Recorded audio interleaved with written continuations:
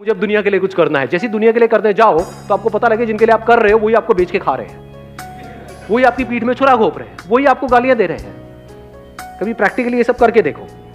किसी झुकी झोपड़ी में जाओ, वहां पे जाकर के बोलो कि मेरे को आपके लिए कुछ करना है, कभी प्रैक्टिकली करके देखो। वो कहेंगे क्या चाहिए भाई साहब, सीधा बताओ ना, पॉइंट पे आओ ना। तो किसके लिए क्या करोगे आप समझ रहे हो? इस दुनिया की कॉम्प्लिकेशन एक तरह की कॉम्प्लिकेशन है। वो कॉम्प्लिकेशन क्या है? आज जो आप जॉब कर रहे हो, आपकी रिलेशनशिप्स हैं, ये कॉम्प्लिकेशन ही तो है ना। उन कॉम्प्लिकेशन से बचने के लिए हम कुछ इमेजिन कर रहे हैं कि अगर ये ना करके, ये जो आप वही हो जहां पर आप थे, कुछ भी नया नहीं हो, तो वहां पर जस्ट लेट एवरीथिंग गो।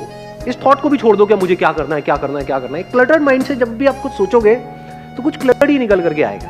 तो पहले उसको डी क्लटर कर दो। अब डी क्लटर कैसे होता है? एक होता है टेम्पररी डी क्लटर। वो कैसे होता है? आपने मेरे सेशन देखे, थोड़ी देर के लिए माइंड क्लियर हो गया, होता है ऐसा है? नहीं होता है। एकदम ऐसा लगता है कि अब तो लाइफ पूरी सॉर्ट आउट हो गई है। उसके अगले दिन फिर से अपनी औकात पता लगती है। फिर हम दोबारा वीडियो देखते हैं और कभी ऐसा होता है, कभी नहीं होता है। कुछ वीडियोस देखने के बाद ऐसा होती है फीलिंग, कभी नहीं होती। फिर हम उसी फीलिंग के लिए तड़पते रहते हैं जब हमको पता है कुछ देर तक रहने वाली है। तो ऐसे में परमानेंट अगर इसको करना है तो कैसे करें, या मैं कैसे करता हूं? दैट इज अ क्वेश्चन कि अपने माइंड को क्लियर कैसे रखता हूं। I spend at least 2-3 hours in a day just with myself.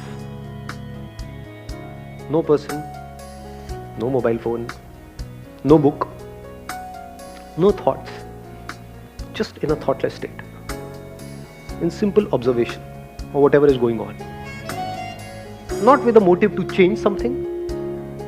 हमारा यही मोटिव नहीं रहता है हमेशा। अंदर कुछ आ रहा होता है तो हम कहते हैं ये नहीं आना चाहिए, कुछ नहीं आ रहा होता तो जबरदस्ती आना चाहिए।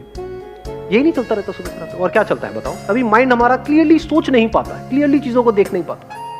तो उस वक्त आप क्या कर रहे हो? फोर्स नहीं कर रहे अपने माइंड को कि आंसर दो मुझे, सिर्फ उस क्वेश्चन के साथ ठहर गए। What do I want from my life? What is life? Answers मिलेंगे? नहीं मिलेंगे। You are not forcing yourself to get an answer. फिर तो गड़बड़ हो जाएगी। फिर तो वही अंदर से निकल करके आएगा जो निकलता आया है, जो आपको ऑलरेडी पता है। साइंटिस्ट किसको कहोगे? एक वो जिसके अंदर कुछ इंफॉर्मेशन भरी हुई है, उसी को बार बार डिस्कवर किए चले जा रहा है, उसको डिस्कवरी कहोगे? वो क्या है? वो तो लेक्चरर हो गया ना। खुद को ही लेक्चर दे रहा है या दुनिया को लेक्चर दे रहा है? अंदर जो इंफॉर्मेशन पड़ी हुई है उसी को रिपीट करता चला जा रहा है। डिस्कवर का एक्चुअल में मतलब क्या? कि हो सकता है आप कुछ ऐसे हो जो आप सपने में भी नहीं सोच सकते। That is beyond your wildest imagination. That is not already there in your memory. जो भी ऑलरेडी आपको पता है उसी की वजह से तो सारी प्रॉब्लम हो रही है।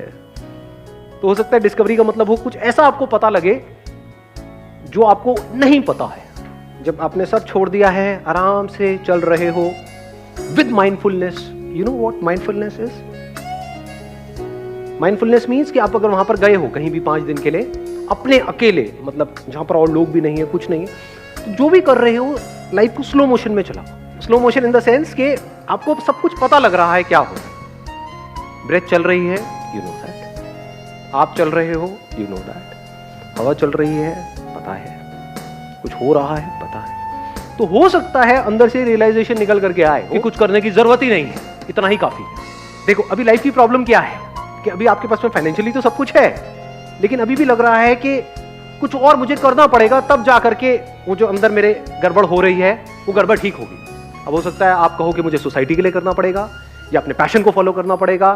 तो इसकी क्या गारंटी है कि आप वो कर भी लोगे, उसके बाद भी कुछ होने वाला है?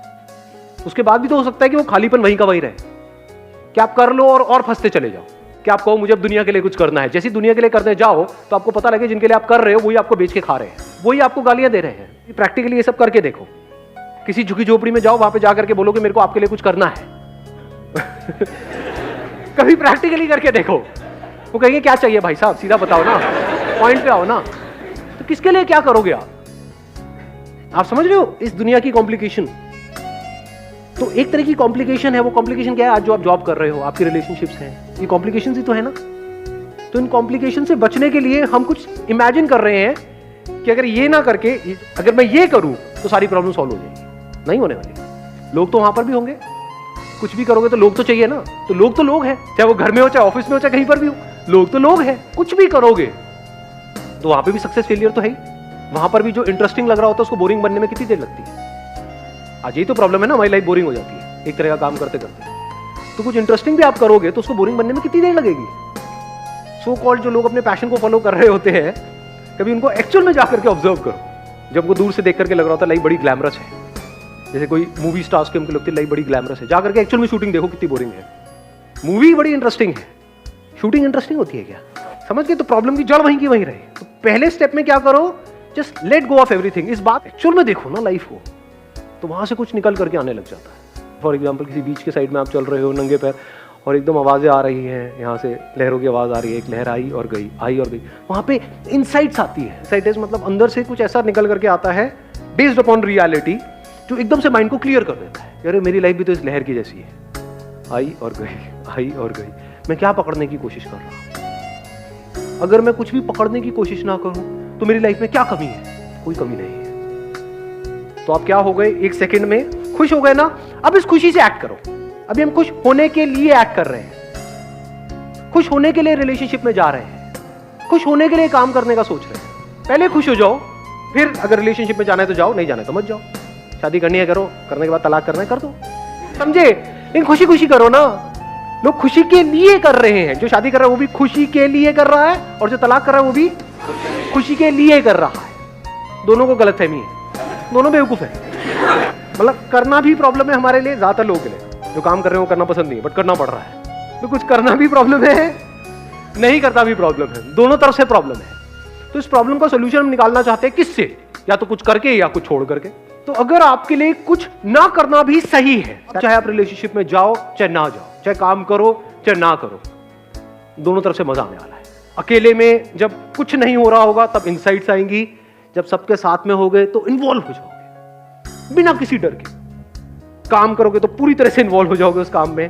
किसी के साथ रिलेशनशिप में हो गए, जो भी आपका हस्बैंड है वाइफ है, पूरी तरह से इन्वॉल्व हो जाओगे। और जब पूरी तरह से इन्वॉल्व हो जाते हैं तो सामने वाले को भी अच्छा लगता है, खुद को भी अच्छा लगता है। तो उसके बाद क्या होगा, ना इन्वॉल्वमेंट प्रॉब्लम होगी ना सॉलिट्यूड प्रॉब्लम, दोनों तरफ से आप फ्री हो चुके हो। वहां से कुछ एक नई शुरुआत होगी, जिसको आप प्यार कहो, खुशी कहो, सेटिस्फैक्शन कहो। मतलब you are acting out of love, not to get love.